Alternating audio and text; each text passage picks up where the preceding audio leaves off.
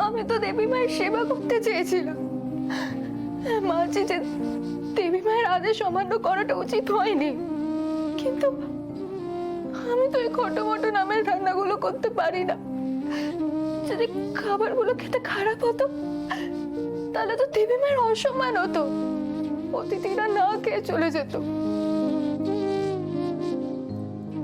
আজ তুমি গাঙ্গুলি পরিবারকে অসম্মানের হাত থেকে বাঁচিয়েছো কুসুম।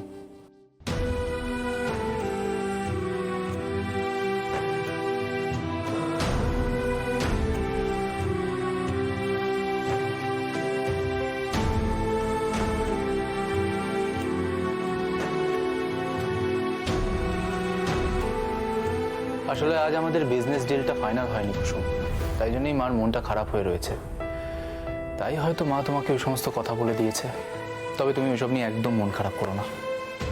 কিন্তু ছোট সাহেব, দেবী মা যদি আমাকে চাকরি থেকে বের করে দেয় তাহলে? আমি তো শুধু দেবী মায়ের সেবা করতে চেয়েছিলাম, এই জন্য তো বাবার ডাকে আমি গ্রাম ছেড়ে এই শহরে এসেছি। আমি জানি কুসুম, আমি সবটা জানি।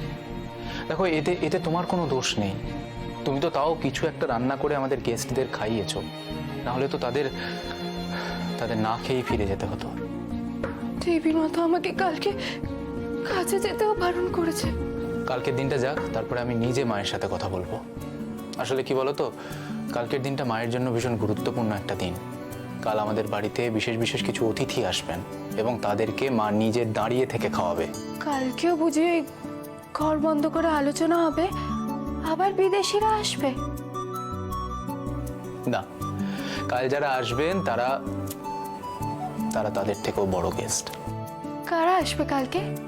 সেটা কাল এলেই দেখতে পাবে। তাহলে আপনাদের জন্য তো কালকেও খুব গুরুত্বপূর্ণ একটা দিন। তার জন্যে অল দ্য বেস্ট।